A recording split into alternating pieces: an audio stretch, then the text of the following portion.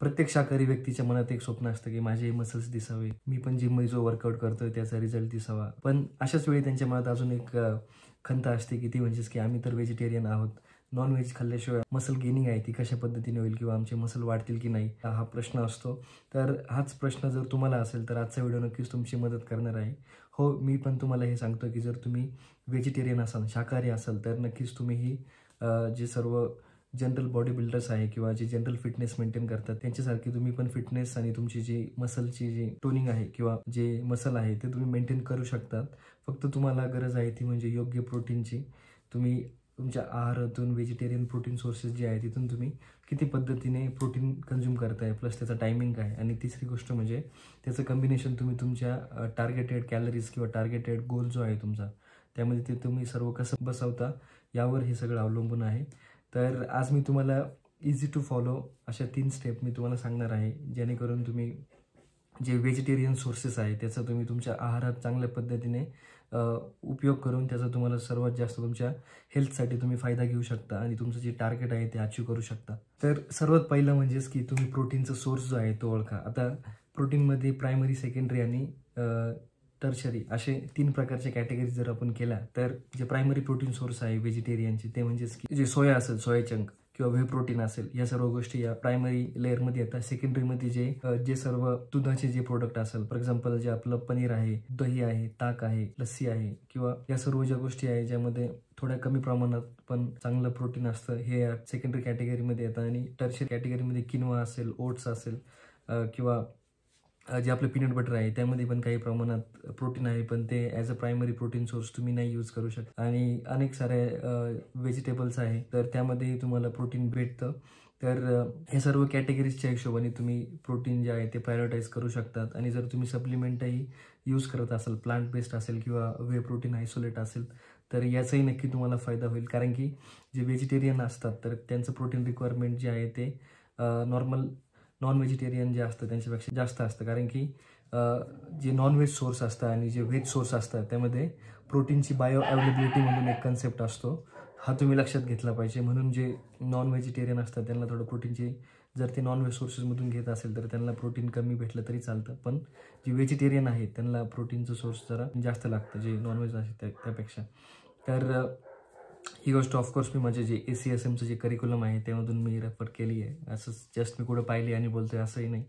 त्यानंतर दुसरी गोष्ट म्हणजे की एक आयडियल रेंज जर तुम्हाला सांगायची झाली असेल, जर तुम्ही व्हेजिटेरियन असाल तर ती 1.6 ते 2 gram per kg body weight अशी तुम्ही एक रेंज, म्हणजे फॉर एक्झाम्पल जर माझं वजन 70 किलो आहे तर मी 2 ग्रॅम जर मी प्रोटीन कन्सिडर केलं माझ्या पर kg बॉडी वेटला, तर मी 140 ग्रॅम ऑफ प्रोटीन जे आहे ते माझं या सर्व जे व्हेजिटेरियन फूड सोर्सेस आहे जसे की सोया चंक असेल, टोफू असेल किंवा पनीर असेल, जे व्हे प्रोटीन असेल आणि दही, पनीर असेल, ग्रीक योगर्ट असेल, तर ह्या सर्वातून 140 ग्रॅम प्रोटीन मला भेटलं पाहिजे असं मी टार्गेट करेल जर माझं वजन 70 किलो आहे आणि मला वेट गेन करायचं आहे. ओके, किंवा वेट लॉस करायचं आहे. आता अल्टिमेटली वेट गेन किंवा वेट लॉस करणे हे तुमच्या टोटल कॅलरीजवर येतं. कॅलरिक डेफिसिटमध्ये आहात की सरप्लसमध्ये आहात, ही गोष्ट यासाठी आपण एक व्हिडिओ बनवला आहे, तोही तुम्ही नक्की बघा. त्यानंतर दुसरी गोष्ट म्हणजे प्रत्येक जेवण जे आपण करतोय, ब्रेकफास्ट असेल, लंच असेल, डिनर असेल किंवा संध्याकाळचे जे स्नॅक्स तुम्ही घेता 4-5 वाजता, तर या सर्वांमध्ये तुम्ही प्रोटीन जे आहे ते पाहिजे. आता फॉर एक्झाम्पल जर तुम्ही ब्रेकफास्टमध्ये ओट्स घेताय, दूध घेताय किंवा चिया सीड्स जे असतं, सब्जाच्या बिया, या जर तुम्ही कंझ्युम करताय तर यामध्ये पण तुम्हाला चांगल्या पद्धतीने प्रोटीन भेटू शकतं जर तुम्ही व्हे प्रोटीनचं एक स्कूप त्यामध्ये ॲड केला तर. आणि जे नॅचरल प्रोटीन आहे पीनट बटरमध्ये, ओट्समध्ये, हे सर्व तर तुम्हाला काही प्रमाणात भेटणारच आहे. त्यानंतर जे दुपारचं जेवण आहे त्यामध्ये तुम्ही मेक शुअर करायचं की पनीर किंवा सोया या दोघांपैकी एक सोर्स तुमचा प्रोटीन इंटेकसाठी असलाच पाहिजे. ते तुम्ही बदलून पण कंझ्युम करू शकतात. पनीरची भुर्जी करू शकतात किंवा जे सोया चंक आहे त्याची पण सोया चिल्ली टाईप पण एक हेल्दी, ज्यामध्ये कमी ऑइल यूज केलं आहे, ते पण तुम्ही कंझ्युम करू शकता. आणि हीच गोष्ट जी आहे ती तुम्ही डिनरमध्ये पण रिपीट करू शकतात, सोया चंक किंवा पनीर. आणि तुम्ही जे किडनी बीन्स आहे ज्याला आपण राजमा असं म्हणतो, ते पण तुम्ही स्टीम करून राईससोबत घेऊ शकतात किंवा डायरेक्टली तुम्ही ॲज अ सॅलड ड्रेसिंग करून ते कंझ्युम करू शकतात. तर या सर्व ज्या मील्स आहेत त्याच्या रेसिपीज मी लवकर घेऊन येईल, तर त्यासाठी तुम्ही आपल्या चॅनलला नक्की सबस्क्राईब करा. दुसरी गोष्ट म्हणजे की जे इव्हनिंग स्नॅक आपण कंझ्युम करतो तर त्यामध्ये पण तुम्ही ड्रायफ्रूट्स असेल किंवा जे सोयाबीन असेल, डायरेक्टली जे सोयाबीन्स असतात ते पण तुम्ही रोस्टेड फॉर्ममध्ये किंवा जे शेंगदाणे असेल ते तुम्ही रोस्टेड फॉर्ममध्ये घेऊ शकता. तर साहजिक एक गोष्ट अशी आहे की जर तुम्ही व्हेजिटेरियन सोर्स जर तुम्ही प्रेफर करताय प्रोटीनसाठी तर तो नॉनव्हेजसारखा लीन नसतो, पण त्यामध्ये तुम्हाला प्रोटीन सोबत फॅट्स आणि कार्ब्स हे पण येणंच आहे. कारण की आपल्या नेचरमध्ये जे व्हेजिटेरियन प्रोटीन सोर्स आहे ते एवढे नॉनव्हेज सोर्सेससारखे लीन नसतात. सोया चंक्समध्ये पण तुम्हाला प्रोटीनसोबत काही प्रमाणात कार्ब पण भेटेल. त्यामुळं तुम्ही व्हे प्रोटीन कंझ्युम करू शकता जर तुम्हाला एकदम लीन प्रोटीन सोर्स लागत आहेत. पण ते पण तुम्ही तेव्हाच कंझ्युम करा जेव्हा तुम्ही तुमच्या होल फूड सोर्सेसमधून तुम्ही प्रोटीन घेताय, तेव्हाच ते सप्लिमेंटचा खरा फायदा होईल. जेणेकरून तुम्हाला दर 3 ते 4 तासाला व्हेजिटेरियन प्रोटीन सोर्सेस भेटत राहील आणि तुमच्या मसल्सची जी बनावट आहे किंवा जी वेअर अँड टेअर आणि रिपेअर आणि ग्रोथ जी आहे ती होत राहील. ओके.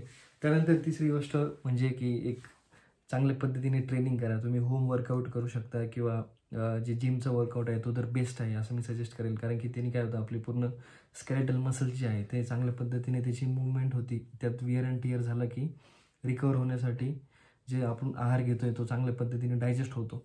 आणि जर आपण चांगली झोप घेऊन चांगलं पाणी जर पिलं 3 ते 4 लिटर किंवा ॲटलिस्ट 2 ते 3 लिटर प्रत्येकाच्या गरजेच्या हिशोबाने, तर नक्कीच तुम्ही एक चांगले गेन्स जे आहे किंवा जे तुमचं मसल डेफिनेशन जे आहे ते तुम्ही व्हेजिटेरियन सोर्सेस घेऊन पण चांगल्या पद्धतीने तुम्ही पूर्ण करू शकता. जर तुम्ही ऑफिसला जात असाल तर एक गोष्ट मेक शुअर करायची की ॲटलिस्ट 2 टिफिन तुम्ही सोबत नेले पाहिजे. एक म्हणजे लंचचा जो आपला दुपारी 2 ते 3 मध्ये होतो किंवा 1 ते 3 या दरम्यान असतो. त्यानंतर संध्याकाळी 5 ते 6 मध्ये जे आपण इव्हनिंग स्नॅक्स घेऊ शकतो. चहा, बिस्किट्स किंवा टोस्ट घेण्यापेक्षा जे तुम्ही व्हेजिटेरियन मी जसं बोललो की रोस्टेड चना असेल किंवा मोड आलेली कडधान्य असेल किंवा जे आपलं सोयाबीनचे जे रोस्टेड जे तुम्ही कंझ्युम करू शकता, जेणेकरून तुम्हाला प्रोटीन भेटेल आणि याचा नक्कीच तुम्हाला फायदा होईल. आणि दिवसभर 1 ते 2 लिटरची जी बॉटल आहे ती तुम्ही सोबत ठेवा, जेणेकरून तुम्ही दर 1 तासाला चांगलं स्वतःला हायड्रेट करशाल आणि तुमची बॉडी चांगल्या पद्धतीने फ्लश होईल. आता साहजिक आहे, जर तुम्ही प्रोटीन कंझ्युम करताय तर ते प्रोटीन तुमच्या शरीरात चांगल्या पद्धतीने ॲब्झॉर्ब पण झालं पाहिजे आणि किडनीने ही सर्व फिल्ट्रेशन प्रोसेस जी आहे तुमच्या ब्लडची ती पण चांगल्या पद्धतीने केली पाहिजे. कारण की आता ब्लडमध्ये तुमच्या प्रोटीन, कार्ब्स आणि फॅट या गोष्टी येणार आणि प्रत्येक बॉडी पार्टला ते पोहोचणार आणि ते पोहोचण्यासाठी आपल्या किडनीला एक एक्स्ट्रा स्ट्रेस घ्यावा लागतो.